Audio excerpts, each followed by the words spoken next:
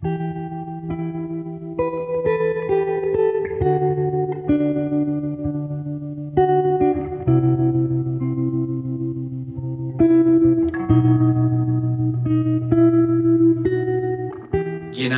kind of grew up in a household where, you know, everybody kind of felt like a sense of like awkwardness at all times, kind of feeling insecure at all times because of the way that I was raised. And so, slowly over time, as I developed my relationship with the Lord, He started to instill in me a sense of confidence in who I was and who He created me to be. And it's only grown over time. And I still have my moments of feeling extremely awkward. So, yeah, but like I know who I am. And, that's what defines me. Kind of like my upbringing was very much like a lot of kids around the world are, kind of a chaotic household, divorce early in my life. My parents got divorced when I was 2.5 years old.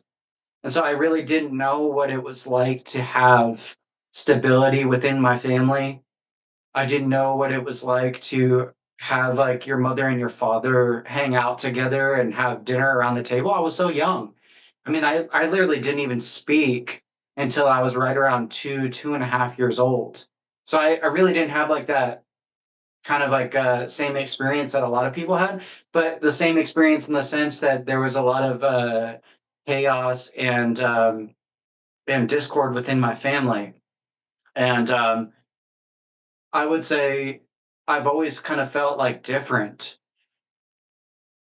No, I don't think it was necessarily just because of my personality. It was because of my household and the way that I was raised. I I grew up in a really I would say broken household, like I said, where there was constant yelling. My dad is a good man. My dad is seriously one of the most amazing men of God that you've ever met in your life. He actually gave his life to the Lord about 6 months after me, and but he at the time was not a believer. I went to go be with my mom. My mom, after she divorced, she ended up meeting somebody about a year to 2 years later, and then I was pretty much raised by my stepfather, but I loved my father. I had somewhat of a relationship with my mother, but it wasn't like a super close relationship with my mother. I never felt really close to her. I never felt like a relationship that most people have with their mother. Like they're supposed to be tender, soft, and loving, and a place where you can run to and feel that comfort. Like I never felt that. Um, I think there are many reasons why that is, but probably the biggest reason, and this is where it's kind of going to shift into something a little bit more intense. Um, when I was 2.5 years old, right around that same time when my mom and my dad got divorced, my mom had to find a babysitter, of course, doing like the single mom thing. And my sister was staying with us, my older sister at the time, she was staying with us. And you kind of have to just go with whoever can watch your kids because I mean, you don't have a lot of money. And I was staying with somebody, a family friend or something, and they had a daughter, and it was kind of like a group effort of like watching the kids. I think she was like maybe like 9 or 10 years old, the babysitter's daughter. But it was right around that time that when I would come home from being babysat, that I started kind of showing different kinds of behaviors that just weren't normal to a 2.5 year old, like saying weird things like whatever. I'm not even going to go into like the details because it's like kind of graphic, but I would say things that were like graphic, like sexually, that just seemed very off. And my mom kind of started to prod a little bit. She's like, "Well, what the heck is this? Like 2.5 year olds shouldn't be saying that. He can hardly talk anyways, and when he does, like it obviously means a lot." And he's saying weird things. And she did some prodding, She started asking my older sister, which she's about 2.5 years older, so she's able to communicate a lot better. Turns out that I had been getting sexually assaulted by my babysitter's daughter. She was about, like I said, 9 or 10 years old, right around that age. And this is probably like a cycle that occurred within their family. Like it probably happened to her too. But I was kind of forced as a baby, 2.5-year-old baby, to do things with my sister. And I know this is like very disturbing, but it's all a part of my story and what the Lord has done within my heart and within my life. And obviously, that caused a huge rift within my intermediate family. My mom, I didn't have that closeness that I initially had with my mother. Like I said, I had like a little bit of a closeness, but like once she started finding out about this stuff, I became cold and hard. I would like grab her and scratch her instead of like love her and caress my mother. I would scratch her and pull her hair. My behavior started to switch. My sister started misbehaving. And that was kind of like the enemy's introduction into my family and trying to get me at a young age. And I've always kind of felt like I was different. And I think it somewhat had to do with my introduction to life and being raised. I didn't get the security that a lot of kids had, and I started to kind of like gear myself towards people that were different as well. Started hanging around people that were just different, kind of like the black sheeps of the families, kids that would probably grow up to be drug addicts. Those were people that I could identify with, that I felt comfortable with. And I remember I was walking across the crosswalk.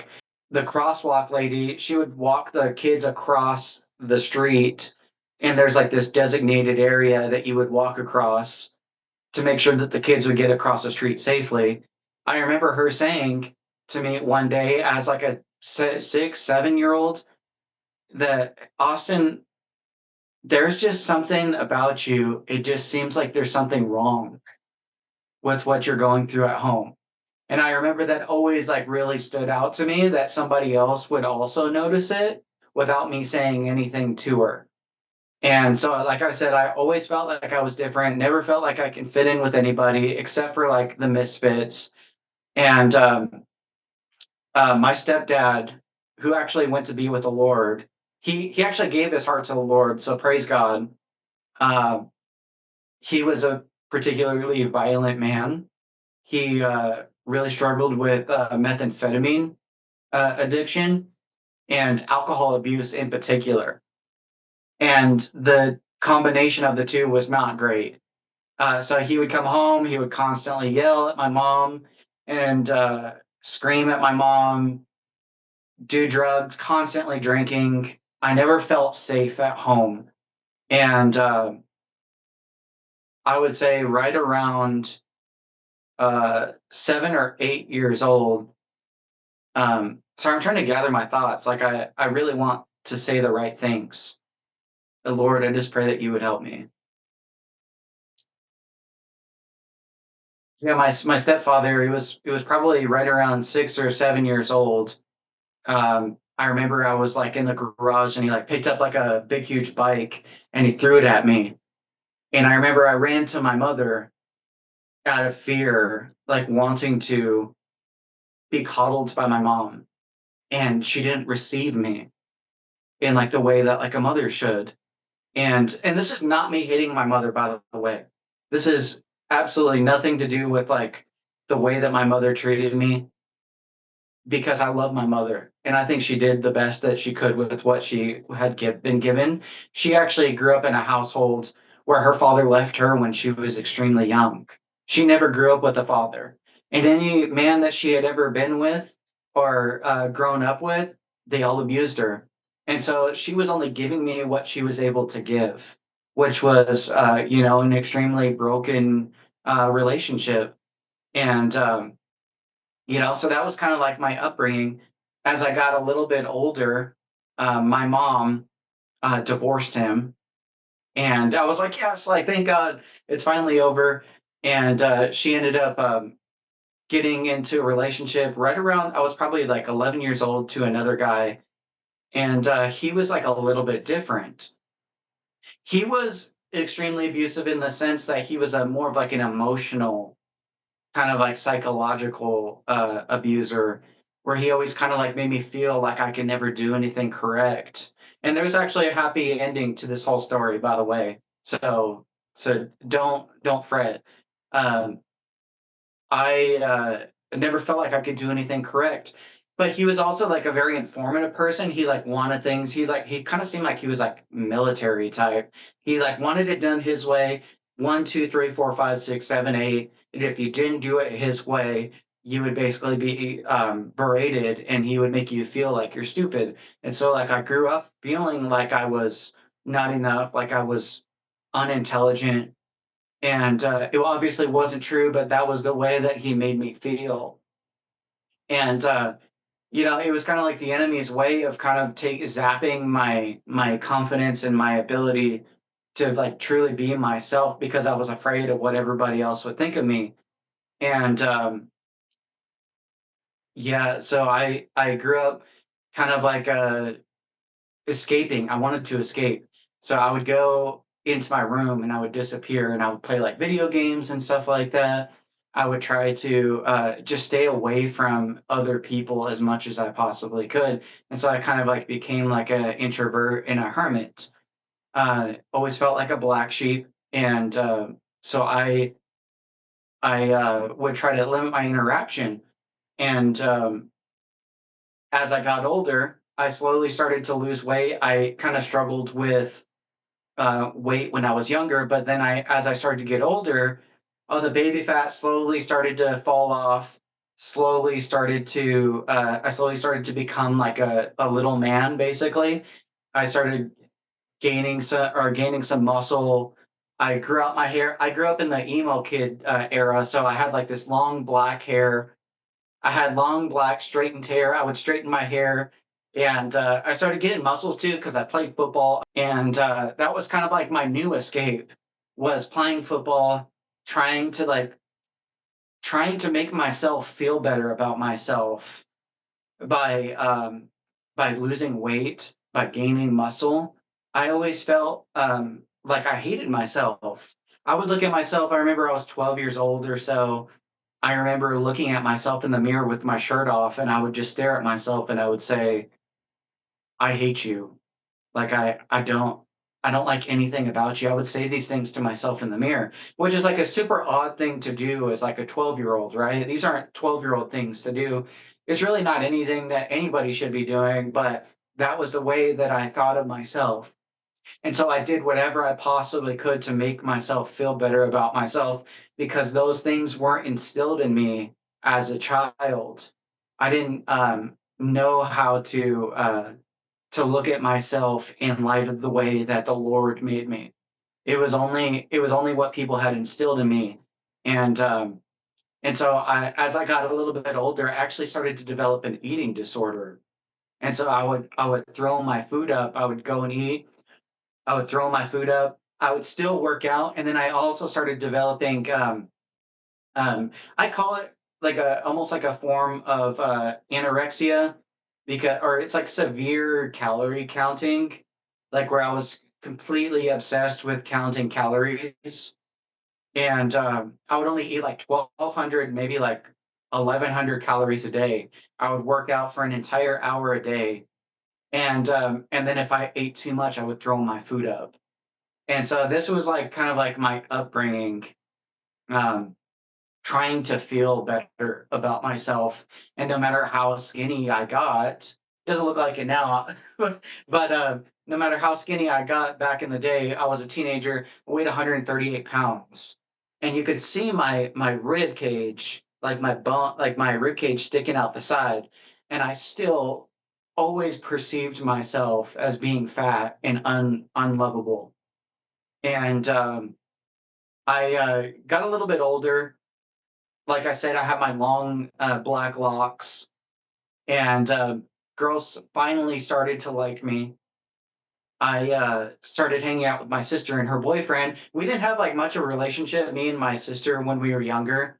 But like as I got older, her boyfriend was somebody that I really looked up to, almost like an older brother, almost father figure. And he always made me feel like I was special. He used to call me like nicknames that would like make me laugh and make me feel special. And so I always looked up to him. And one day he came to me and he said, "Hey, with your sister's permission, you should smoke some weed with me." And basically, I was like, "Okay, well, why not?" Because I trust him. He's like my mentor in a sense. I don't have any sort of leadership in my life at this point, and I was just like, "Why not? It'll be fun." And smoked my first blunt with this guy. I was like 14 or 15 years old, and that was the moment in which I realized that I could escape. I can smoke weed and I can go off and disappear and not feel anything. And if I am feeling anything, it would just be euphoria and laughter. And I can eat tons of food, like like the stoner thing. You can eat tons of food, but like I felt for the very first time like I didn't have to deal with myself anymore. And so that was kind of like the start of me using drugs to try to escape. Football became less important to me, even though it was very important to me. Like I loved football, but like this was more important to me. The fact that I can escape to the point where I'm like, you know what? I'm just gonna quit. Like I started smoking cigarettes and my lungs were cashed. And I'm like, you know what? I'm just gonna fully embrace this kind of lifestyle. And so I quit football and went throughout high school. Really struggled in high school, of course, really struggled with depression and self image. And as I got out of high school, I started hanging out with a friend of mine who was somebody that I had met at a younger age when I was like 15 or 16 when I first started high school. He was a good friend of mine, but he moved back from Washington to Arizona, and he was like, "Hey, I have some it was like they were basically ketamine. It was ketamine, party drugs, cocaine. These are the kind of drugs that he started getting me into, and it was so much fun. I started doing ecstasy on the weekends, and it made me feel like even better. Like I really didn't have to deal with myself. It turned me into a completely different person, and made me feel secure within myself, even though it was a false sense of security. And started doing drugs every single day. On the weekends, I would go to raves and kind of started to escalate to the point where I started doing more ketamine, which is a type of cat tranquilizer or a sort of tranquilizer. You could also use horse tranquilizer.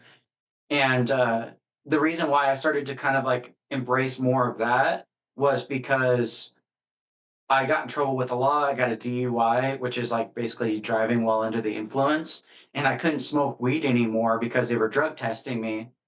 And so I started doing tranquilizer to try to escape. So that was like a way for me to get around the drug test because the drug test wouldn't pick up on it. And while we were doing it one day, I ended up meeting this guy. His name, I'm not even going to say his name, but it was a friend of mine. His name was, let's just say, like Jason.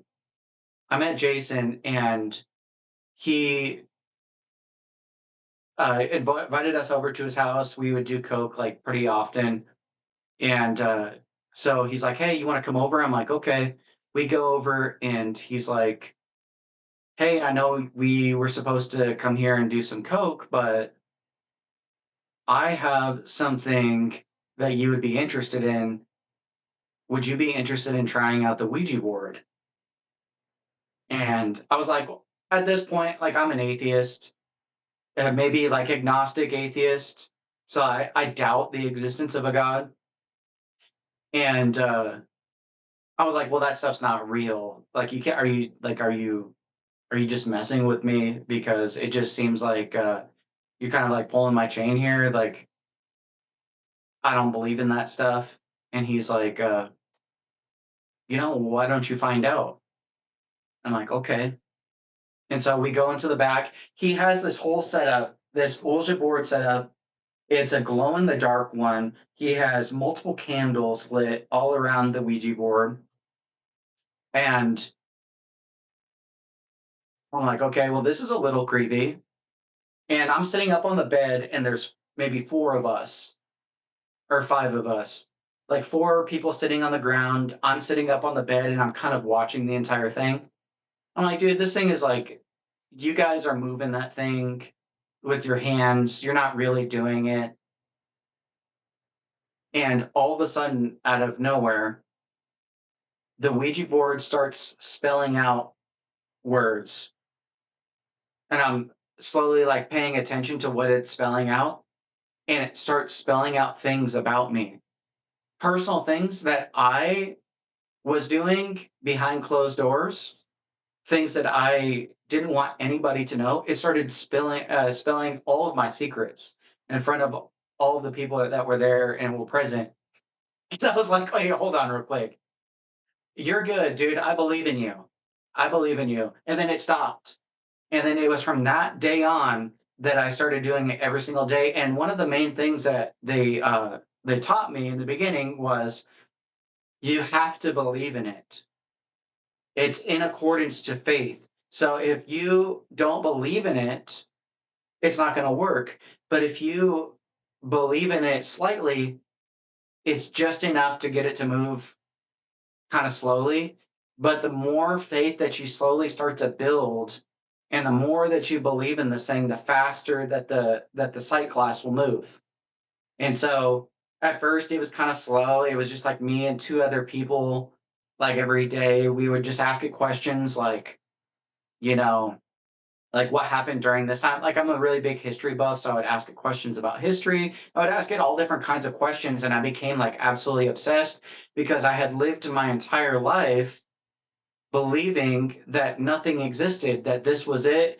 My life didn't matter. My only reason for living is to experience pleasure, and uh, and that's it.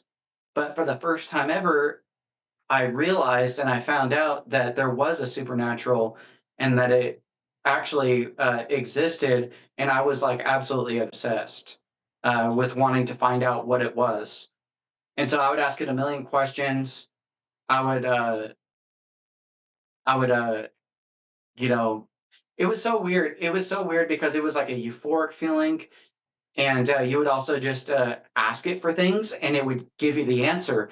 For instance, like I would lose my keys because I would just my friend's house was super big, and I would set my keys down. I would ask the Ouija board where my keys were, and it would tell me exactly where the keys were in the house.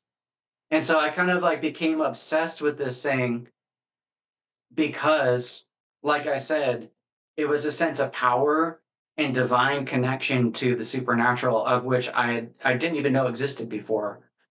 I would say that that particular part of my life, once I started doing the Ouija board, once I found like that sense of like new purpose, because that's what it gave me. Like it gave me like a sense of purpose for a season.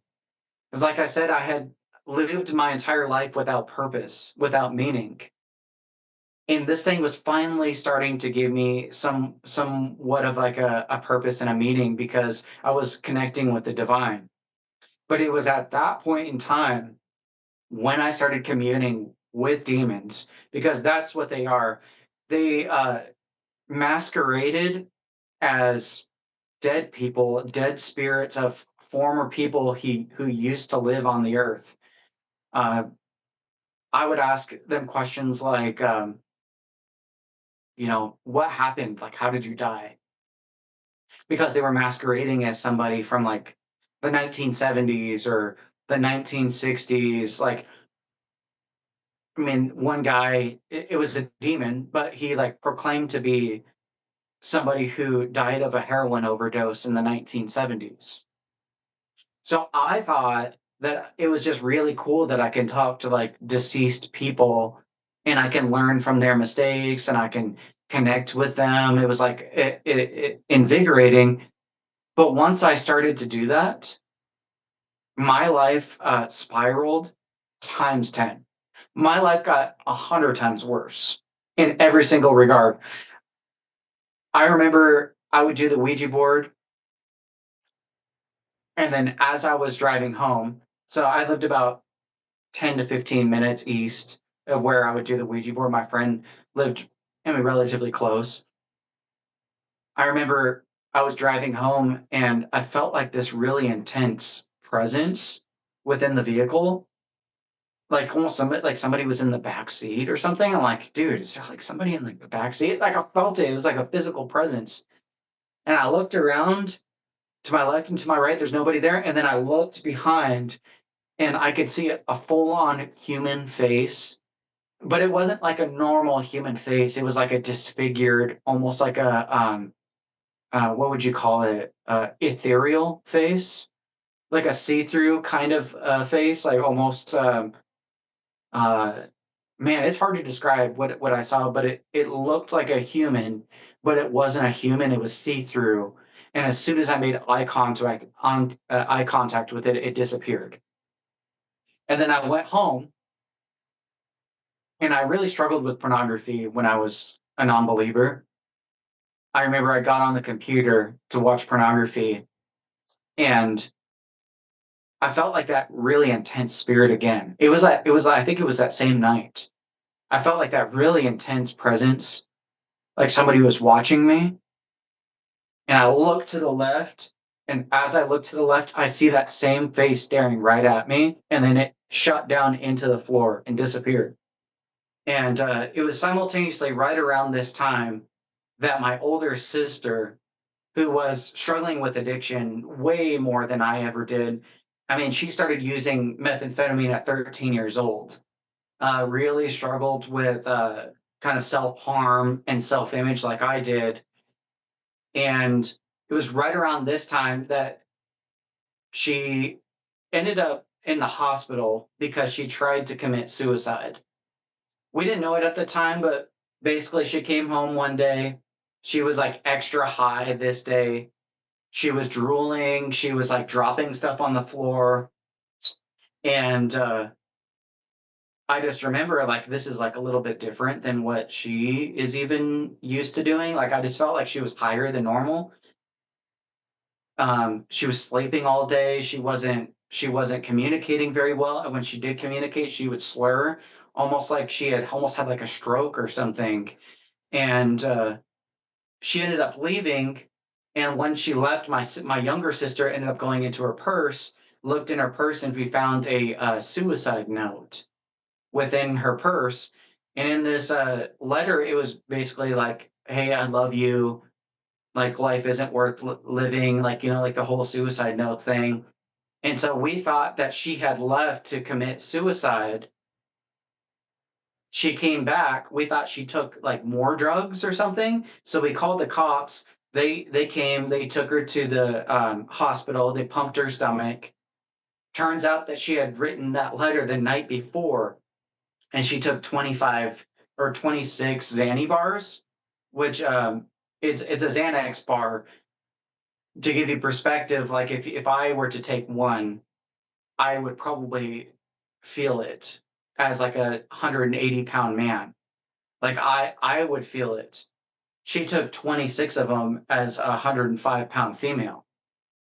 She went to sleep the night before thinking that she wasn't going to wake up, but she actually did. She woke up and she was high all day long, and that was what I was saying. So they transferred her from the hospital to a psychiatric ward, and it was there that my uncle found out that my sister truly was like really bad into addiction.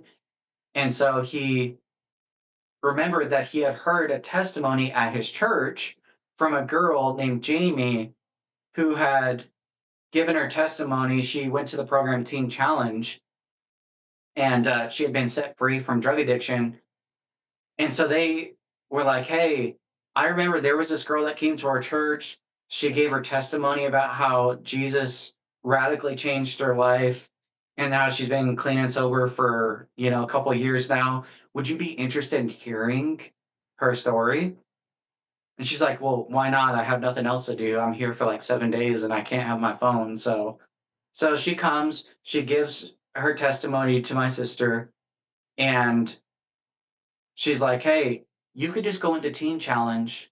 You're looking at," because my sister had gotten 2 DUIs in a span of 2 weeks, and she was looking at 6 months in this thing called Tent City, which was basically a jail made of tents out here in Arizona at the time, or you can go to prison for an entire year. Uh, so my sister was trying to think of ways to like get out of going to prison. She's like, "Oh, well, maybe I can talk to the judge and see if he'd be willing to probate me into this program so I don't have to go to jail or prison." And so they set it all up. She ends up going into the program because she doesn't want to go to jail. Not because she wanted to voluntarily go. She's also an atheist at this point. She thinks like Christians are like all in a cult. And I believe the exact same thing too. And so she goes into the program, and it was about 2 months later, like all this stuff is going on. I'm doing the Ouija board, I'm doing coke, I'm doing ecstasy, I'm doing ketamine. I'm trying to like to medicate myself because I'm depressed, I'm sick. I would cry myself to sleep at night, and it was the only thing that made me feel better. And all this stuff was going on, and then I'd go and visit my sister in this rehab.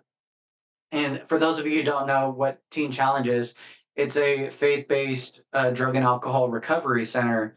It's a Christian recovery center. It was started by David Wilkerson.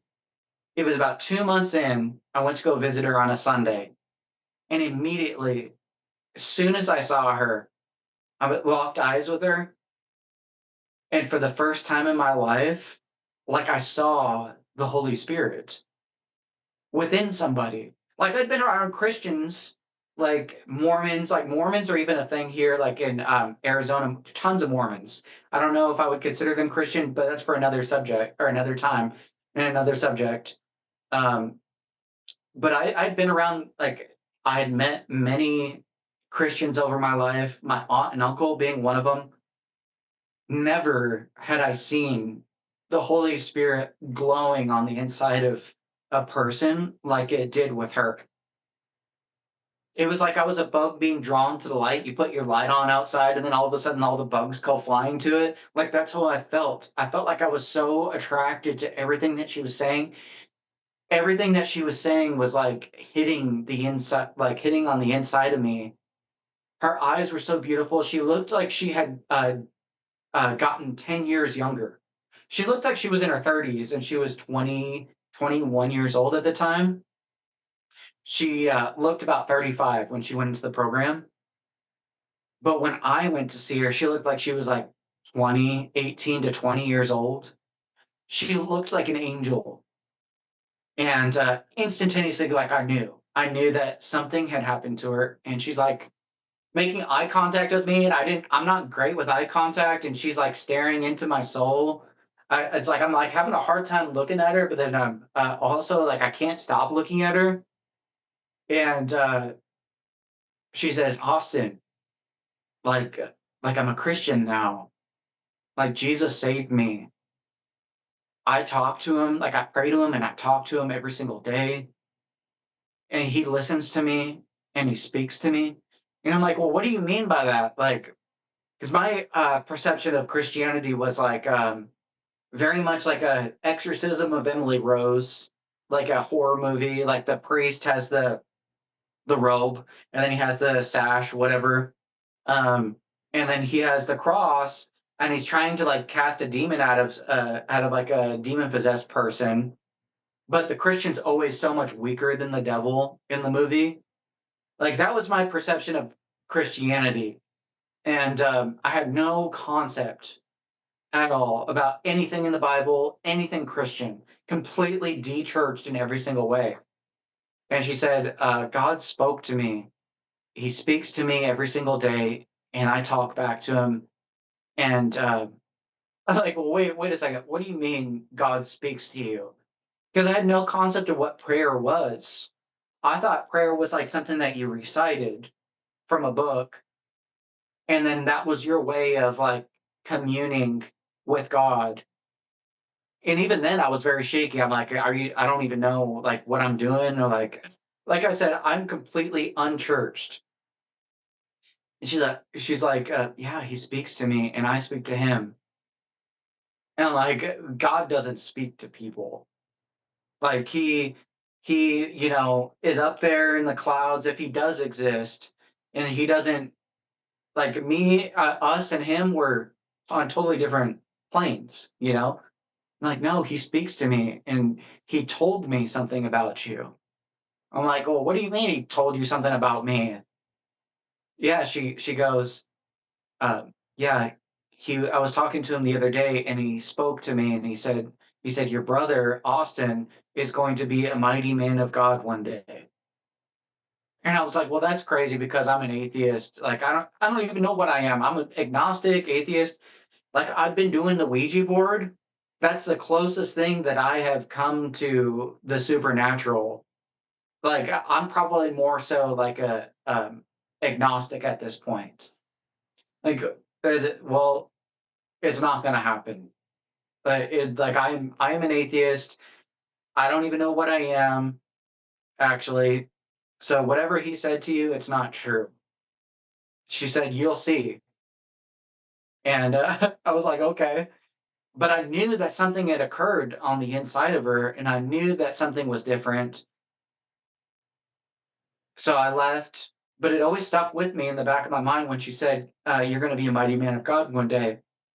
It was like somebody took an arrow and shot it into my heart, and it stayed there, and I knew that it was there, like kind of like a figurative arrow, like it's on the inside, um, figuratively, and I knew that it was there, and I carried it around with me, and it was all that I can think about all the time. We're talking about somebody who never talks to God, never reads a Bible, never is around Christians. I mean, I've been to church maybe a few times in my life, and I slept through it because it was so boring to me. Uh, but this feeling, I just can't shake it from the inside of me that I'm supposed to be a mighty man of God. And so I kind of started to medicate more because I wanted to silence that feeling. I started doing more drugs. I started doing more ketamine to disassociate because it's kind of like an out of body experience.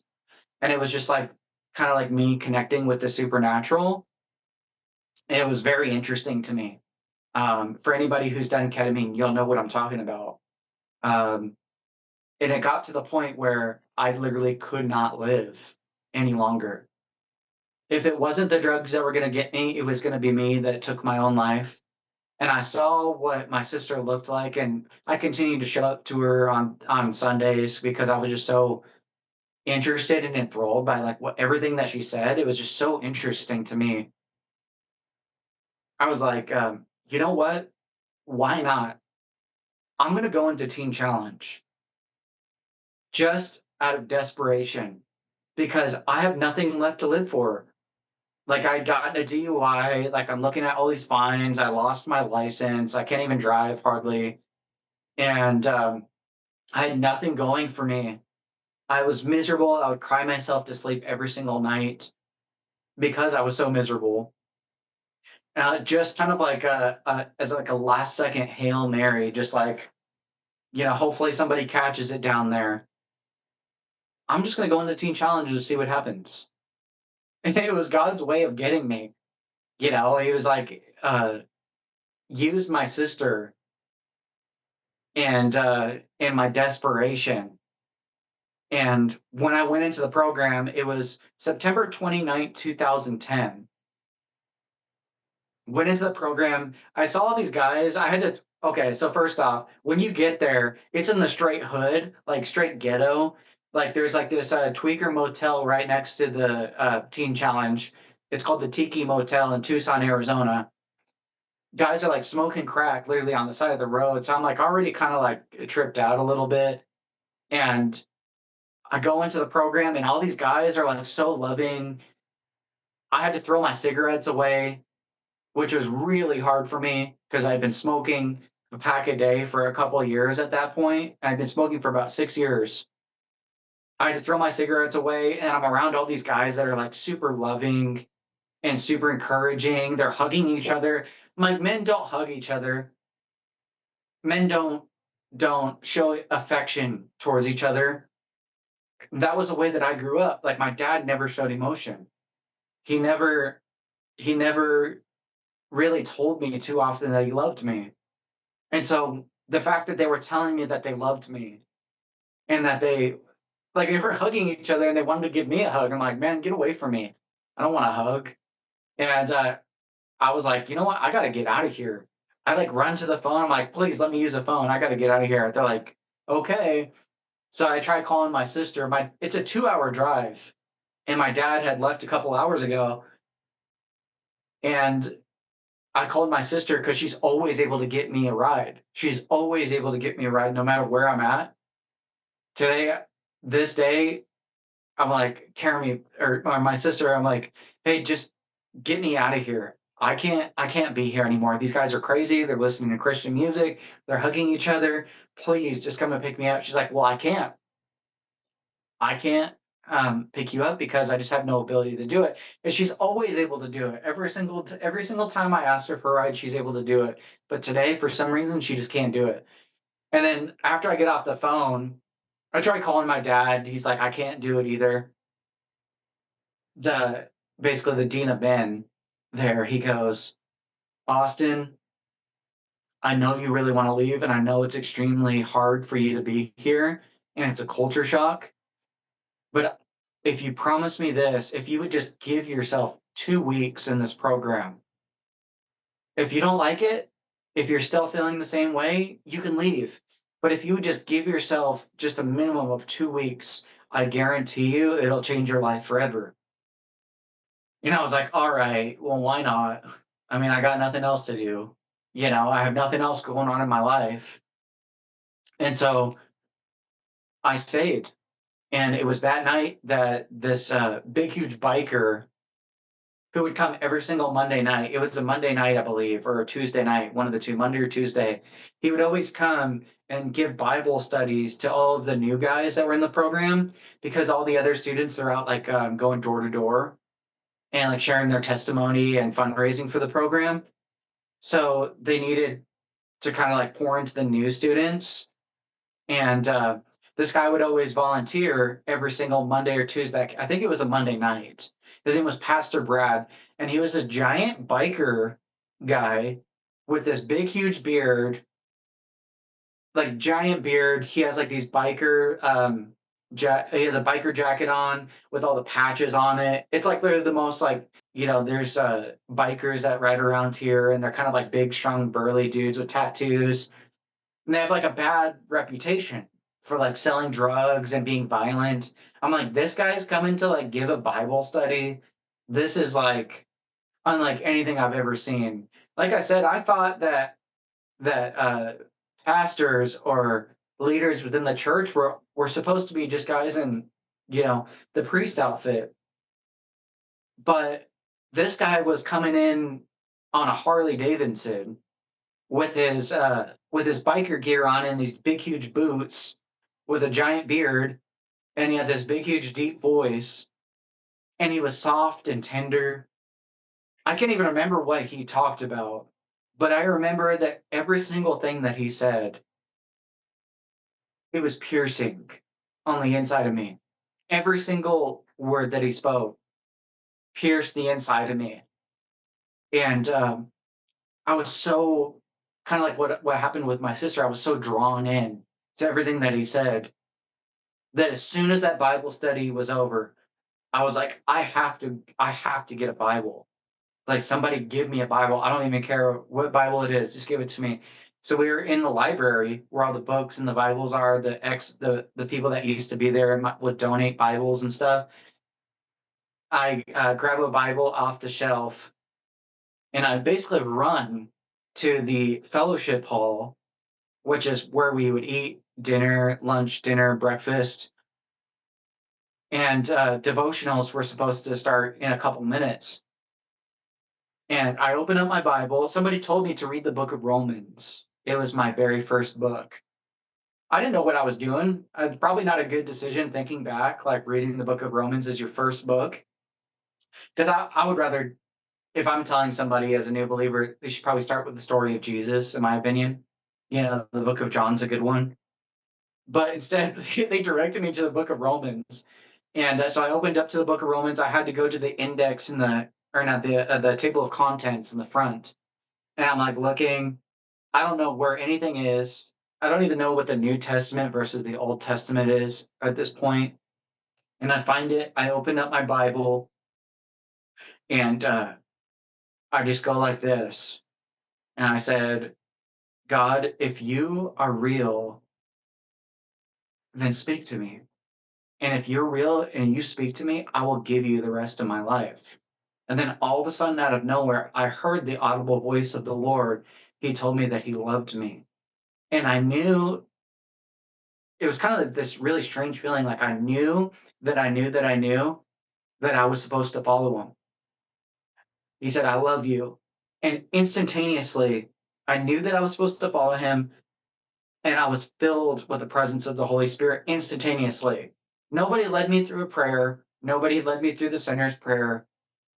It was just an instantaneous filling. Immediately, I had this overwhelming sense of peace come over my body from head to toe. Not even joking, dude, from the fingertips of my hands all the way down to the tips of my toes. I felt a euphoric feeling like I had never felt in my life. And I had done many drugs.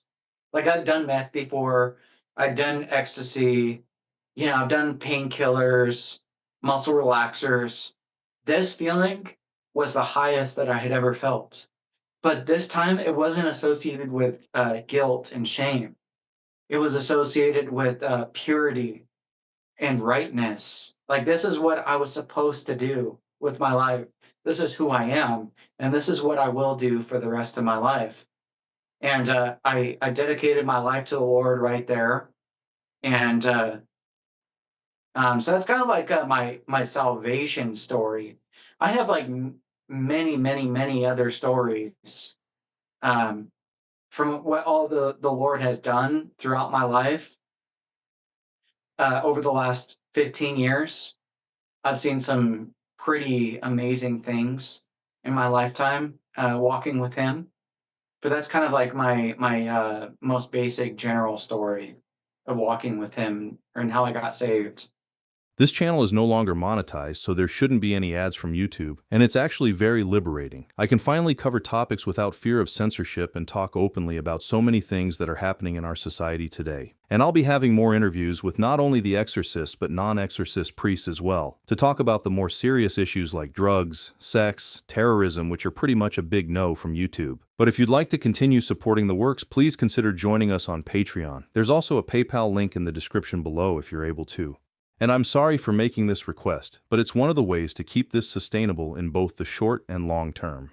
But anyway, I just want to say from the bottom of my heart, thank you so much for your continuous support of this channel for the past 3 years. There will be a lot more updates on this channel from here onward, both short and long videos. And as I said, I'll be covering darker and more sensitive subjects that YouTube doesn't normally approve of. I'll also be reaching out to priests who aren't exorcists for interviews.